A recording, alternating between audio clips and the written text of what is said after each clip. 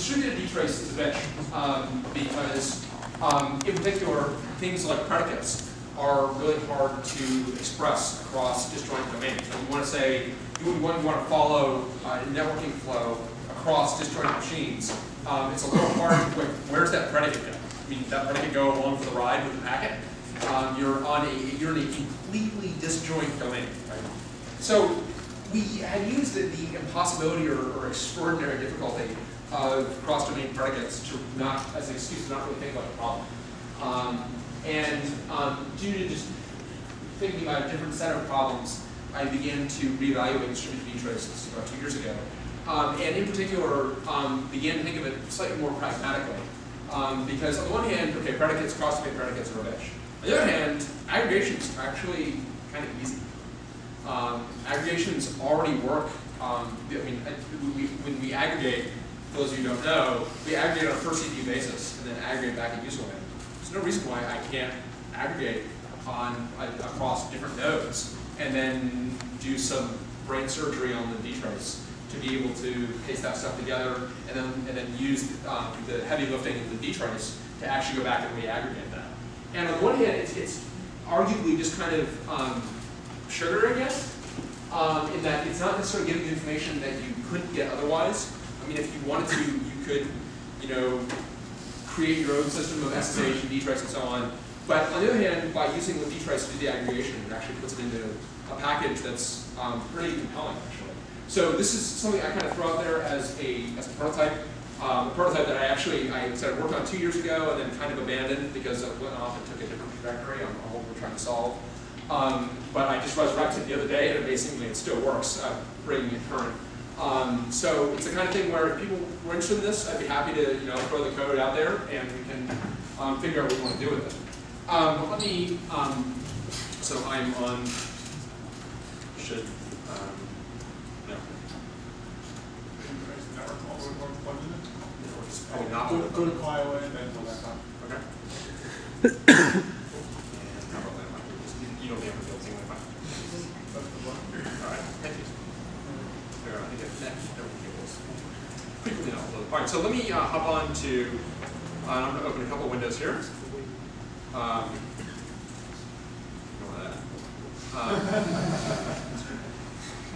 Maybe we'll talk about that later.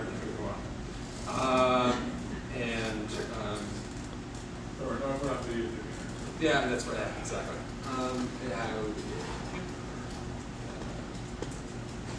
Okay, hop on another machine over here, so I'm on lamp by there, and I'll go to walleye over here. So again, or curtain. And let's do this here.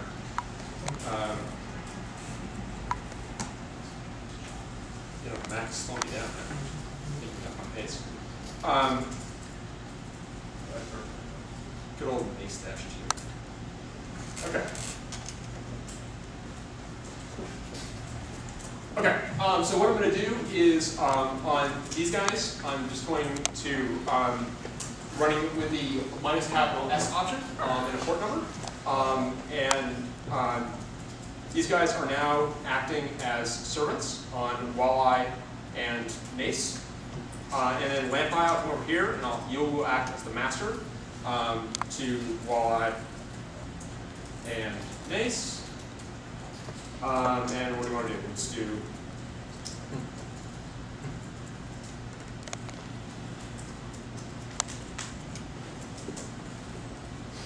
All right, I've now matched 702 probes because I've instrumented syscalls on all 3 boxes.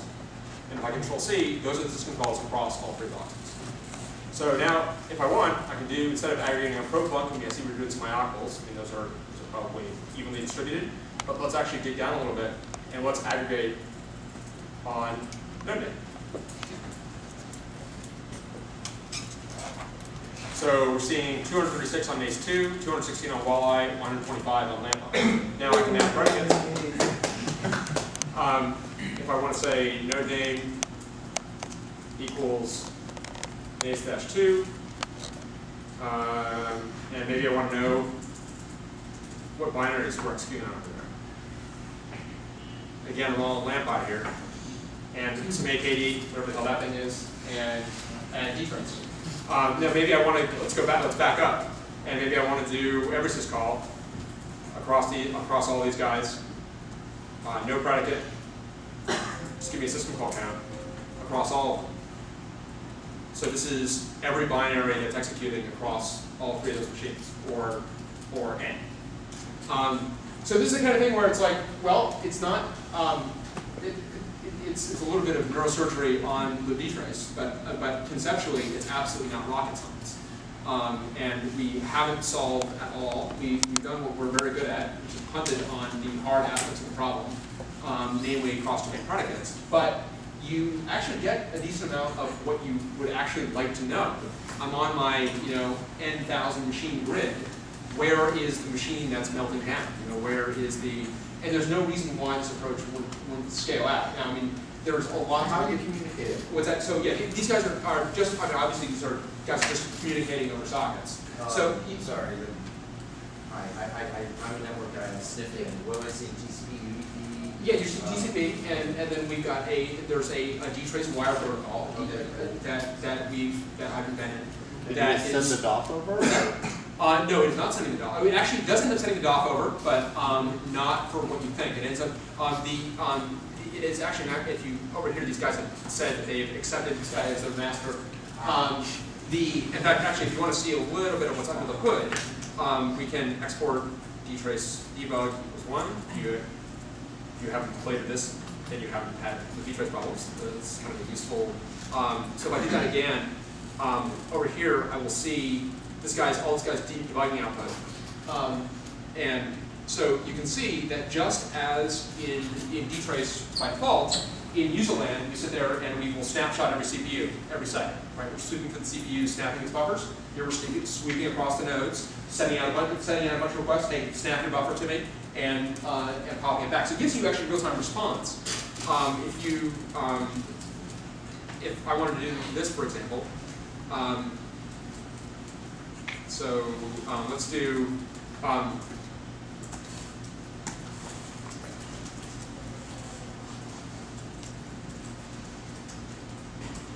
I mean, you will get quasi real-time response. Now, I mean, just as when you're looking at multiple CPUs, you're not seeing these. And if you were to trace the timestamps here, I mean, obviously these things are going to be 7 out of 10 drops in CPU too. Thank you. You want to tell me what machine that was? I mean, there's obviously there's a lot of detail that would need to be fleshed out here. But it seems to me that this kind of approach would be it does no harm, and it's essentially off to the side in terms of the implementation. And it might be an interesting thing to throw out there that I think would be useful for some of you folks with HPC grids. Where you've got just a zillion machines you're trying to manage. It might be interesting. I think you would want to go, you want to go use fucking SSL to do the, or maybe not, but if you want to go do the securely, I mean, you want to go add some more spray on the usual kind of water. How can you use this LDOMs? What's that? You use this to monitor all the LDOMs. You can monitor the LDOMs. This is part of the reason why when we were talking earlier about the, how you instrument multiple machines when you've got when you're virtualizing them. Well, they all have dtrace. It's actually conceivable that you could, instead of doing it from the bottom, you might do it from the top. Now again, just so we're not selling cold fiction here, it's still not going to allow you to do cross-domain predicates. I mean, you're not going to be able to follow traffic across from one node to another. At least what we would all like to see. That's just part of it. So the trace part here, right? One of the really cool things about dtrace that preserves the global roads and simplicity versus buffering and stuff. Oh, country knows. No, it doesn't. Dtrace does not prevent it. It does not preserve the whole root of this. Things are happening concurrently on multiple CPUs, and if you the reasons for appearance, right? Yeah, but so I mean, if you trace a timestamp, and that will provide an absolute ordering on some operating systems. On some other operating systems, timestamp doesn't necessarily provide an absolute ordering. I know that's not your fault, but it would be nice to. Does it work? All right. We certainly have users complaining that they're out of order when they frame timestamps. So something's working. Okay, good. Something's working. All right, be good. Well, so you got timestamp and to give you that kind of ordering. So you actually don't have that. Well, you don't have that ordering anyway.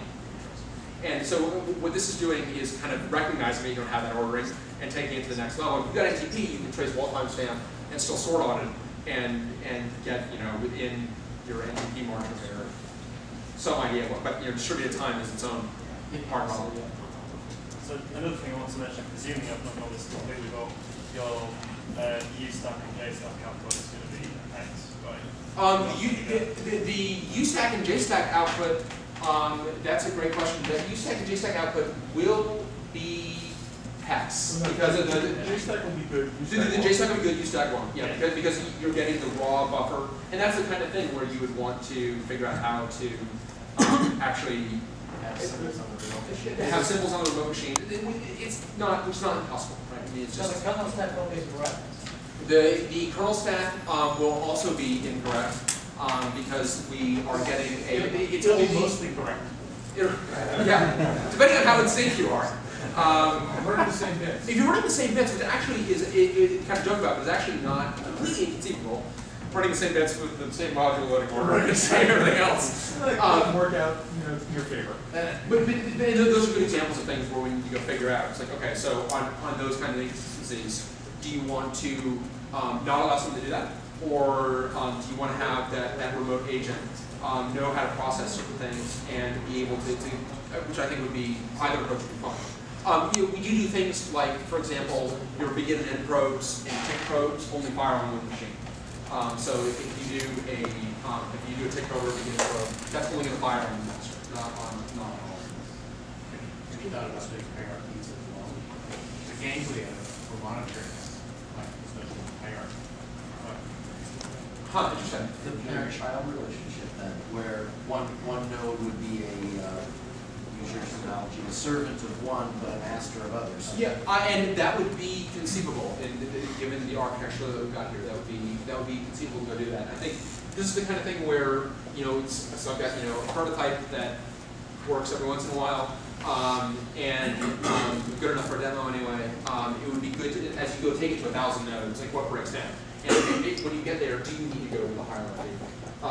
I think it would be very much in the spirit of dtrace to just take a swing at this problem that solves some subset of the problem that actually, as it turns out, is the subset that people care about, which is what we've done historically. Yeah, Rich.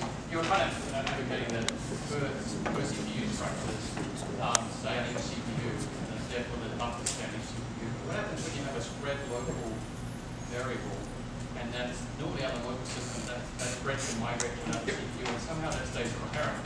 So the abstraction breaks. Well, but a thread can actually, thread local variables are actually easy because they can't migrate across domains, so that's fine.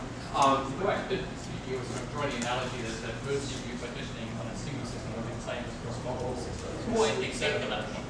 And that's where we get into the cross-domain predicate problem. And that's the problem that we're not solving. But even that predicate, just being able to access something like the start time that I access, latency change. Yes, global variables have the same problem. Yeah.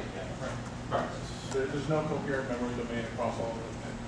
That's essentially But I mean, as a practical matter, it's like, how often do we use global variables that are not read-only? I mean, it's like, global variables tend to be, I mean, if your global variable is not read-only, like your script already has some problem. Yeah, it's the thread local case is really useful because normally you say statement, start time, another statement, end time, how much was the latency, and now we'd like to. we don't have to have mutable. But you can do that, right? You can observe the start time. I mean, I could do, for example, there's nothing. Well, your thread is going to migrate to another machine. Right. So I can say, for example.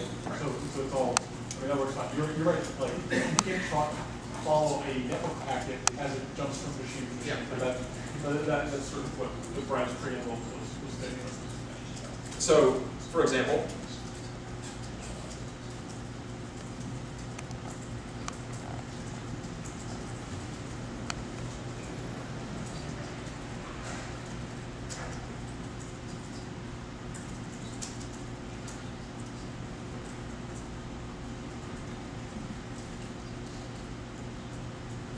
So this is, yeah, what am I, what? What was it?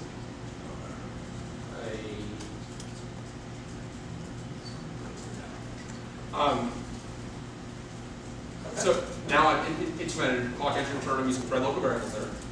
And what I'm going to get is the distribution of the amount of time we're executing in clock on each of those three machines. Yeah, so that's cool. I guess I can see why it doesn't work, but it would be nice if you could actually express the two parts of a single script on two different machines and say how long did it take to set. Well, and that's the point, is that there is, I mean, you obviously don't have global state, but you don't have those cross returns, and that's the problem that is borderline impossible to solve without a very invasive system. I mean, it's not impossible to solve. It requires, because that information has to effectively travel with the packet, and that information that has to travel with the packet is kind of unclear. And so that's very challenging to do. I guess my kind of question is that the common case? Or is the common case aggregation? I don't know. Because I mean, I think, it's Jared's line, like, I only use aggregations, right? I mean, it's like when you're using dtrace and Anger, you're basically 100% aggregation. So, and another solution to this is Terry's MPI dtrace work, where all problems are not MPI, obviously, but the ones that are, he's developing a framework for using dtrace with MPI. Well, and by doing that, and then by using SDT, right? I'm not confined to the PID. So if I've got an SDT MPI provider, I can instrument my MPI on all of my machines simultaneously without doing anything about process step. So I think it actually might be a pretty reasonable first drunken swing at what is an extraordinarily hard problem. You actually have a way to specify a global symbol in specific node and get this value. What's that? I can actually specify a global symbol in specific node and get this value. Yeah, I mean, so you can specify global variables, just that those global variables are node local. So I mean, it's just a matter of how you define the semantics, and the semantics that you would define is that any global variable you have is node local. No, I mean, for example, like one that elbow. Sure, yeah, that should definitely. Sorry for the dumb question. I say should because I have MPI here. What does MPI mean? An MPI is a Message passing interface, and this is a toolkit for communicating for message passing systems over distributed systems. And I just want to, Sasha, I'm curious if actual global variables, just you'll resolve that on the machine where you're executing the dtrace script itself. Even if it doesn't work in Brian's browser over here, it could be used. No, it should work. It really should work. So what we will see is what you would never expect to see on a functioning system, which is entries. No, because elbow is different times. So elbow is not the same. Never mind. If they all move at the same time, you would expect to see clocks coming in with elbows at elbow minus the start elbow for when you started the script. Yes, that is true. Well, but begin does only execute on the master node. Oh. Yeah. So a global variable. What did you say? A global dtrace script variable is global to all nodes or not? A global dtrace script variable is global only to the node. So, but every node can have its own copy of that variable. But it won't get initialized because begin only runs on. Begin only runs the master node. This is the kind of thing where it's like, okay, so it makes sense that you want to have some sort of other begin that executes on every server, right? And this is what it means. Like, there's tons of kind of semantics to go figure out. But I think this is at least forward progress. Why do this even in the context of the dtrace? Why not just do it purely as a post-processing? Because you benefit by all of the aggregation that we do. So the aggregation that we do with dtrace is non-trivial and it's a bitch. Because we're treating each CPU as a distinct buffer and just pulling it from node. That's right. Another question for you. You implemented the big red arrow from my cartoon accidentally. Could this be the way you get across the air gap between? Yeah. That's what I said earlier. This is potentially. I mean, this is instead of going bottom up, this is kind of top down. Within. Well, no, but you could use it in either direction. Right? You could just as easily have. The dtrace is the data source is an accident, right? It's like we could have. If you smoke this wire protocol, you could share aggregates with. If you have a JVM, which was speaking this wire protocol, spitting out the results of some aggregation charts, right? And you can have mixed endianness, although not in prototype at the moment. But there's no reason why you can't support mixed endianness, why you can't support different versions of dtrace, why you can't support different operating systems. I think what would be sweet would be you've got my FreeBSD, my Mac OS 10, my Sierra, Unix, and I'm able to aggregate across all of them.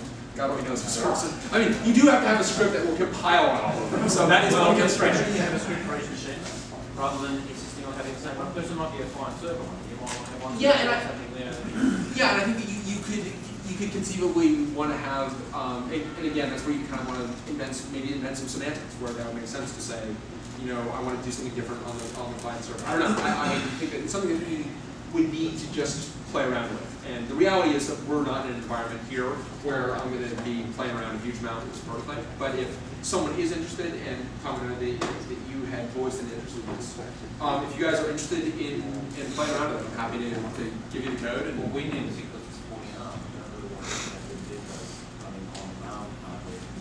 You do have to have a dtrace running on the target in this model. Oh, you have to have. Yeah. Yeah. So what is actually happening is this guy, part of the reason it works on multiple operating systems and so on is because it's not sending DOF, it's sending D. And that D is being compiled in DOF on the remote machine. And then you're getting those numbers. I'd rather make it a dtrace support multiple architectures. Yeah, so We already do because we cross-compile. oh, cross-compilation is a technology we've not invented yet in Solaris. We're still going to wait for another 16 years. Right. One more thing. There's other ISPs that, like people like Optio, Yeah, right. trying to do this. Yeah, right. And they're kind of doing, they invented their own little thing. So I think they'd be interested in this, and I can Yes. do them. Yeah, that'd be good. And maybe the option folks might be. Yeah, because they do the the cross predicate cross. Yeah, they've got their crazy ass whatever that description language is they invented. It's just kind of a bit thing. But yeah, so they might be interested in that as well. Is it just then a lot of These is 100%. Other than the invention of the node date variable in the kernel, it's basically 100% user. I mean, it's really the magic, such as it is. This is not. It's not rocket science. The magic is the implementation of a wire protocol at user level, and then the going in and knowing how to create stuff and kind of getting the hooks to the right places. I mean, it's not. That's part of the reason I took this approach because I kind of realized, with a couple of weeks of work, I could probably have something that's actually does something interesting. So would it make sense to put a mod name as standard part of the trace no matter what? Would it make sense? Yeah, no, I think it would. Yeah, I mean, I think it would. Even part because it does no harm, which is something that I'm definitely big on. It's off to the side essentially, and it doesn't require massive kind of re-architecture. To be realistic about it, I don't have the kind of time and space to actually see this into the gate and to go through some of these semantics issues and figure out what the meanings of this stuff should be. But if other folks are interested in this, if this is kind of the business problem that you've got, or something you're interested in, I'm more than happy, or we're more than happy to kind of shepherd that work through. So I do think it would be valuable to see it in dtrace. Yes, Rich. It's the same problem space that you're solving here. Problem yourself by doing dtrace under Capstone. The Rails deployment tool which you spot a script out and Yes. bring the results back. Yes, and you can for sure, and that's what I said when I opened it. This is what this implements is implementable today using SSH dtrace. It's the difference is, and this goes to Adam's question. It's like, why do it this way? Because you lose the ability to re-aggregate data. So the aggregation becomes much more seamful and much less seamless. And as it turns out, just playing around with this, that seamless aggregation actually has value. And also, can I mention that the virtualization, if we have a system like this, we can actually go a step further in terms of the dtrace implementation. If we do have different kernels, then we can actually get the right results for the DOM-use, for example, kernel. If we can resolve a symbol using some of the set interfaces, then we can make the kernel stack be right, which you can't do with just doing all the direct thing that feeding comes to kernel. Yeah, now, I mean, are you just pick this work up because that would be great. Be careful what you say here. You're flattering me here. But that would be, if you guys would be interested in picking this up, that'd be. But it's certainly something we'll consider for. You want to go to my place dinner? I mean, you want to come upstairs? What'd you say for drinks? Am I coming out too strong? That'd be great, actually. So, yeah, John, something to think about. Because I totally agree with you. I feel like the UStack thing. You guys know how to reach into DOM to the DOM use and just grab it. So Zeno profile implements part of the symbol resolution, right? Across DOM use. Sorry, I didn't catch that too. Sorry? What was that you said? So Zeno profile implements some of this to resolve symbols across DOM use, right? Yeah, well, that's what it's going to do that.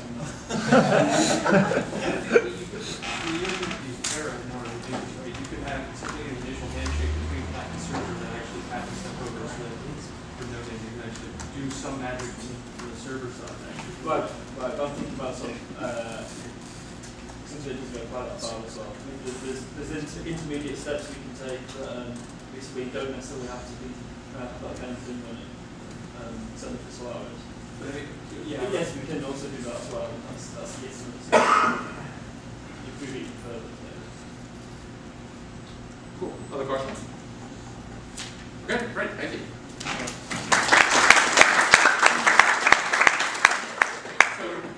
So why don't we take a break? We'll come back and do visualization.